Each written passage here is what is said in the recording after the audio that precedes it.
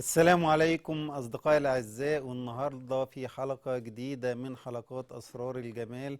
والحقيقة النهاردة حلقة مهمة جدا وليها طابع خاص.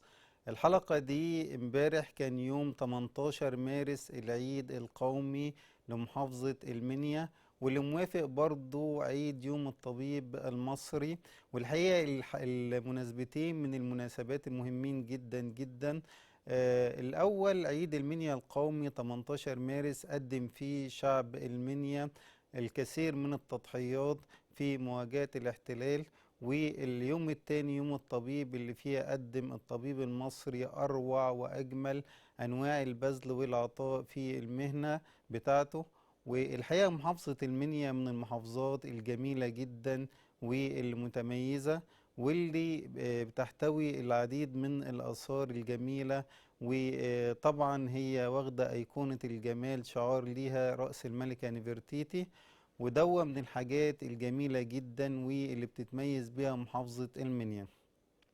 رأس الملكة نفرتيتي زي ما قلنا قبل كده ان بيحتوي النسبة الذهبية للجمال، ودي من النسب العلماء بعد آلاف السنين قدروا ان هو يحددوها، وقدروا يقولوا ان هو فعلا يحتوي العديد من التحفة الفنية والمقاييس العالية جدا اللي أثبتها العلم الحديث. وعلشان كده في آلاف وملايين الزوار اللي بيزوروا التمثال دوا علشان يشوفوا جمال وإبداع الفن المصري القديم، وإزاي قدروا إن هم يعملوه تحفة فنية بطريقة متميزة. وإن شاء الله تعالى مع بعض هنعرض بعض الصور اللي بنوضح فيها محافظة المنيا وجمال محافظة المنيا، علشان بإذن الله تعالى تكون الحلقة دي من الحلقات اللي أعتز بيها واللي دايما أفتخر إن أنا قدمتها ليكم. زي ما احنا قلنا قبل كده، يا ريت لو نبتدي نعرض الصور. ان في نوعين من الجمال: الجمال الحسي والجمال المعنوي. الجمال الحسي ان انت تشوف حاجة وتحسها وتعجب بيها.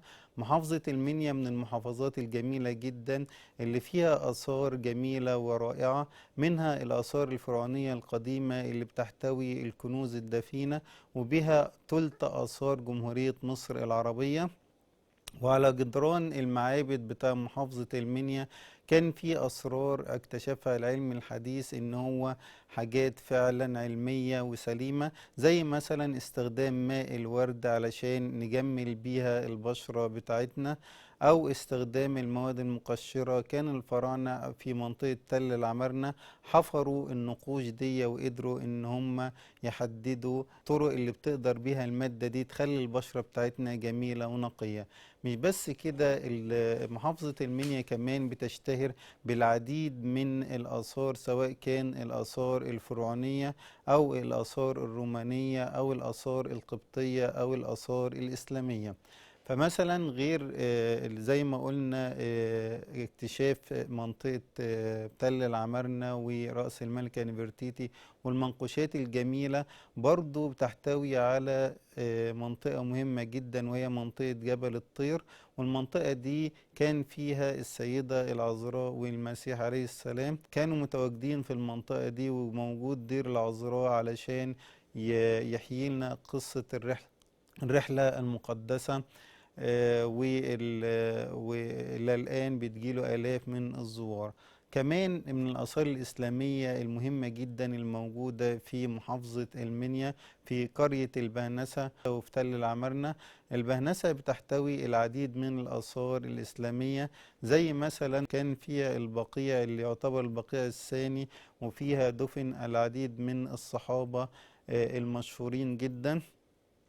كمان فيها منطقة السبع بنات. والحقيقة برضو الآثار الجميلة اللي موجودة في محافظة المنيا متعددة، زي ما قلنا تل العمارنة والأشمونين، والاتنين بيحتوي آثار فرعونية جميلة.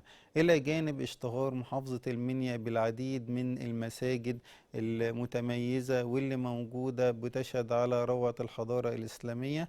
فعلشان كده احنا بنتوجه بخالص الشكر والتقدير للأيدي اللي بدأت تمتد لمحافظة المنيا بالنماء والرخاء، وإن كان الفترة الأخيرة شهد بعض الاهتمام، فقدرنا ان احنا زي ما بنشوف الصور اللي موجودة مع حضراتكم الآن في افتتاح عديد من المشروعات المهمة جدا بمحافظة المنيا، واللي كان فيها سيادة الرئيس قام بافتتاحها، وتم إنفاق المليارات من الجنيهات على الآثار دي، على المشاريع دي، وكانت فعلا مشاريع جميلة جدا ومتميزة. ويا ريت نتمنى ان يكون في الكثير من يد العطاء والنماء اللي تمتد لمحافظة المنيا، علشان نقدر ان احنا نطور ونستفيد من الايدي العاملة، ونعمل على وقت البطالة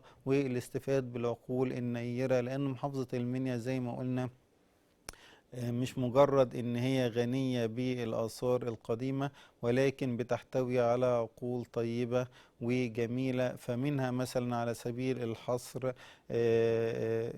عميد الأدب العربي طه حسين، والشاعر عمار الشريعي، والكابتن أحمد حسن، والعديد من النجوم والمشاهير اللي كانوا موجودين في محافظة المنيا، واللي مصر بتفتخر بيهم وبإنجازاتهم في مختلف المجالات، وإلى جانب العديد من العلماء والمشاهير اللي هم تريدوا مجال الأعمال في أماكن كتيرة جدا، سواء كان في مصر أو بره مصر، وزي ما ذكرنا قبل كده العديد منهم. فمحافظة المنيا من المحافظات الثرية جدا، واللي تعتبر تحفة فنية، بتحتوي العديد من الأماكن الجميلة المبدعة اللي إن شاء الله تعالى لو زرتوها هتلاقوا فيها مناظر روعة جدا ومناظر طبيعية متميزة. زي ما احنا شايفين كده روعة محافظة المنيا والجمال بتاعها والأماكن الجميلة اللي موجودة فيها. برضو من الحاجات المهمة جدا أحب في عيد المنيا القومي إن أنا أتقدم بخالص الشكر والتقدير لمجموعة من المتميزين اللي قائمين على محافظة المنيا، واللي بذلوا الكثير من الجهد ولم يبخلوا بوقت أو بمال على محافظة المنيا، وقاموا بعمل العديد من المشروعات المهمة جدا والجميلة، وعلى رأسهم اللواء أسامة القاضي ونائب المحافظ الدكتور محمد أبو زيد. وكما أتقدم بخالص الشكر والتقدير للجهات الأمنية والشعبية والتنفيذية والسادة أعضاء مجلس النواب ومجلس الشيوخ، والحقيقة اللي كان ليهم دور بارز جدا في الفترة الأخيرة، سواء كان بإقامة القوافل الطبية المتميزة. طبعا مع الدكتورة أمنية رجب احنا عملنا قافلة متميزة جدا كان فيها خدمة للعديد والعديد من أبناء محافظة المنيا، وكان الكشف فيها مجاني، وكان أعداد كبيرة جدا زي ما احنا وضحنا لحضراتكم. وإن شاء الله تعالى بإذن الله هنقدم الكثير من الإنجازات. كمان برضو أحب أن أنا أتقدم بخالص الشكر والتقدير لأعضاء مجلس النواب اللي هو علي بدوي، واللي هو إبراهيم بدوي، العمدة عثمان، والأشرف عبد العزيز الأحمداوي، وذلك للمجهودات الجميلة جدا اللي بيقوموا بها في خدمة محافظة المنيا. وأعضاء مجلس الشيوخ وعلى رأسهم الدكتور زين العابدين الإطناوي والدكتور كريم حلمي. كمان شكر وتقدير خاص جدا لواحد من المتميزين، وهو من الأطباء اللي احنا بنفتخر ونعتز بيهم في محافظة المنيا، الدكتور هاني عبد الشهيد. وده كان ليه دور بارز جدا على المستوى الشخصي، أنا لمسته فعلا من الشخصيات المتميزة اللي أحب إن أنا أقدم لها كل الشكر والتقدير. وزي ما احنا قلنا الحاجات اللي بيقوم بيها أبناء محافظة المنيا حاجات وخدمات رائعة جدا، سواء كان قوافل طبية مجانية، سواء كان نصرة لأبناء شعب المنيا ومحاولة تذليل العثرات، والإضافة الجديد لأبناء محافظة المنيا. وزي ما احنا بنتكلم في أسرار الجمال، لازم نتكلم عن حاجة رائعة ومتميزة، وهو تمثال الملكة نفرتيتي.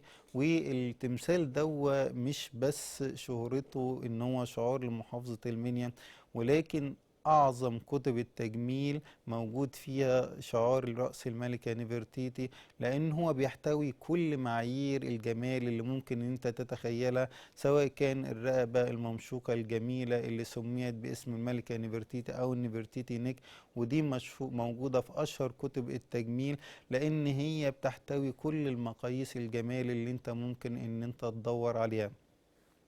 كمان التمثال بتاع الملكة نفرتيتي بيحتوي المعايير الذهبية للجمال، جميلة الدائرية الواسعة والجبهة. لو احنا قسمنا الأجزاء بتاع الوجه بتاعنا ل3 أجزاء، هنلاقي فيه تناسق رهيب و تماثلية جميلة جدا بين أجزاء الوجه. إن فدل على عظمة الحضارة الفرعونية القديمة والكنوز اللي مليانة بيها والفن الجميل اللي كان موجود في الوقت ده. أتمنى إن احنا في اليوم 18 مارس، طبعا كان امبارح من الأيام المهمة جدا، إن احنا نرسخ ونعطي مزيد من الاهتمام لمحافظة المنيا للاستفادة من الأيدي البشرية العاملة والعقول النيرة اللي تتميز بها محافظة المنيا. كمان بشكر أطباء محافظة المنيا على المجهود الجبار اللي قاموا فيه. وبمناسبة يوم الطبيب، أحب أن أنا أتقدم بخالص الشكر والتقدير لأعضاء نقابة المنيا، والحقيقة اللي بيبذلوا مجهود جامد جدا، وعلى رأسهم الدكتور ناصر زغلول. في أكتر من دكتور أحب أن أنا أوجه لهم الشكر غير الدكتور ناصر زغلول، وأعضاء النقابة الموقرين.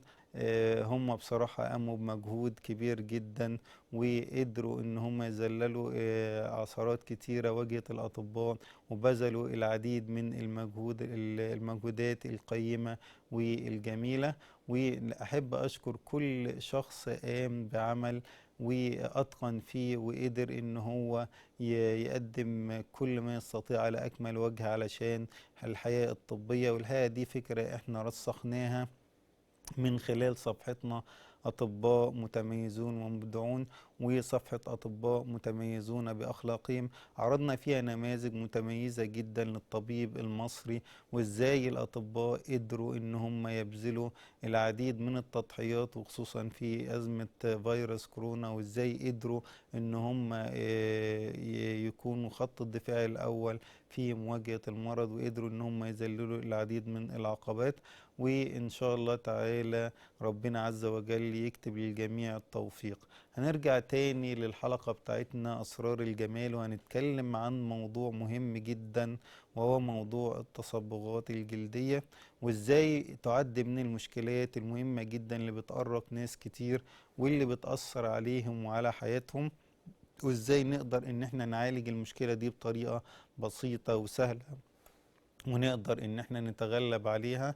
طبعا التصبغات الجلدية علشان نبتدي نفهم وهي عبارة عن ايه، لازم نعرف ان احنا في البشرة بتاعتنا بتنقسم لطبقتين مهمين جدا، وفي خلية مهمة جدا مسؤولة عن انتاج صبغة الميلانين، وهي الميلانوسايت. والخلية دي بصراحة النشاط بتاعها هو اللي بيحدد وجود التصبغات، سواء كان تصبغات موضعية او تصبغات في الجسم ككل. وزي ما احنا قلنا قبل كده ان طبقة الميلانين دي بتبقى عبارة عن حماية طبيعية ربنا عز وجل خلاها لينا علشان تقينا من أشعة الشمس الضارة ومن الإشعاعات المختلفة. لكن لو الخلية بتاع الميلانوسايت اللي احنا اتكلمنا عنها ان هي بتنتج الميلانين زاد النشاط بتاعها، بتبتدي تظهر معانا مشكلة مهمة جدا، وهي مشكلة زيادة التصبغات. ودي احنا بنشوفها في صور كتيرة جدا، ممكن تكون في صورة كلف او في صورة نمش او في صورة تصبغات موضعية، ودي بتكون مشهورة جدا بعد الالتهابات اللي بتحصل للجلد. فتلاقي بعد ما البقعة الحمراء تختفي بتظهر تصبغات كتيرة جدا في المنطقة دي، وبالتالي بتخلي الإنسان في حالة من الضيق لوجود التصبغات دي، ويبتدي يبحث عن علاج ليها. من الحاجات المهمة جدا وخصوصا في منطقة الوجه بتظهر هو الكلف. والكلف ده عبارة عن مجموعة من التصبغات اللي بتبقى متركزة في منطقة منتصف الوجه، ودي بتظهر أكتر في الناس الحوامل أو الناس اللي بتاخد حبوب منع حمل، وممكن تظهر بشكل طبيعي في بعض الأشخاص. والحقيقة الكلف ده من الحاجات المؤرقة، ولكن احنا بنقدر ان احنا نعالجه بطرق بسيطة جدا وسهلة. ده باستخدام كريمات المقشرة أو كريمات التفتيح، واللي بتقلل النشاط. كريمات التقشير دي ليها دور مهم جدا، ان هي بتشيل الطبقة السطحية فبتعمل تجديد للخلايا بتاع الوجه بتاعنا، فبالتالي بتشيل التصبغات دي، وبالتالي بترجع البشرة بتاعتنا للرونق بتاعها والشكل الجميل. برضو من الحاجات المهمة جدا كريمات التفتيح اللي بتقلل نشاط الخلية بتاع الميلانوسايت، فبتقلل بالتالي إفراز الميلانين، فبتخلي التصبغات المتراكمة في المنطقة دي تقل، وتبتدي ان احنا نعالج المشكلة بتاعتنا. الحقيقة في أكتر من طريقة بنقدر إن احنا نعالج بيها التصبغات دي، لكن قبل ما نتكلم عنها مهم جدا إن احنا نحمي البشرة بتاعتنا من التصبغات دي ومن أشعة الشمس الضارة، وذلك باستخدام واقي الشمس الجميل المناسب اللي يحمينا من أشعة الشمس الضارة ومن الأشعة العادية أو أشعة التلفاز أو أشعة الموبايل. فبالتالي بنقدر ان احنا نمنع ان التصبغات دي تتكون. وزي ما احنا قلنا ان تكوين التصبغات دي استجابة طبيعية، فمثلا لو حضرتك بتتعرض للشمس لفترة طويلة، ربنا عز وجل عمل خلايا الميلانوسايت تفرز مادة الميلانين، فبالتالي تقدر ان هي تحميك وتحمي الجلد بتاعك من اضرار اشعة الشمس، وتبعدك عن ان يحدث حروق في الجلد بتاعك وتحميه.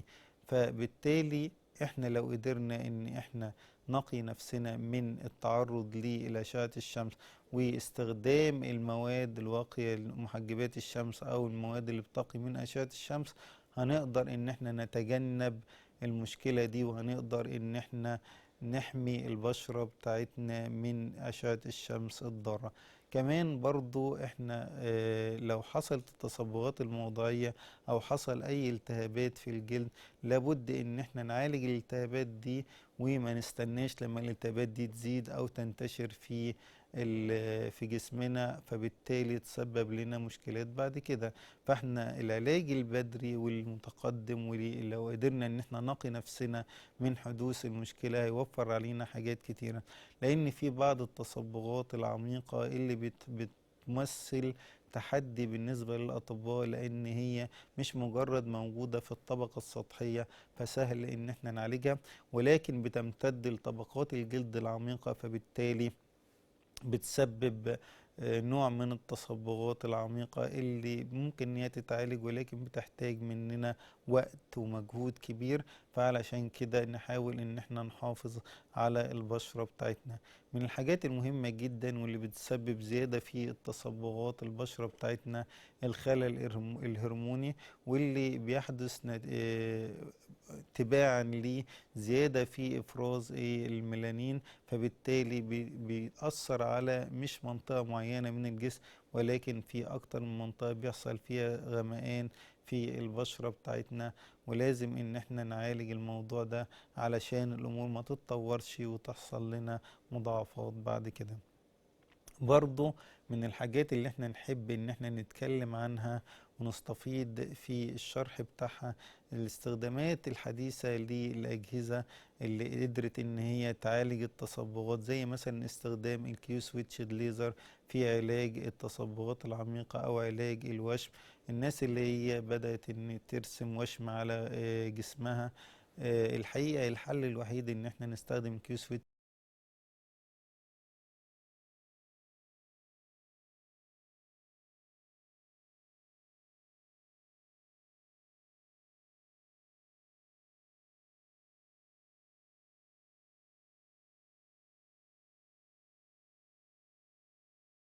التصبغات او الاثار، فنقدر ان احنا نعالج الموضوع ده.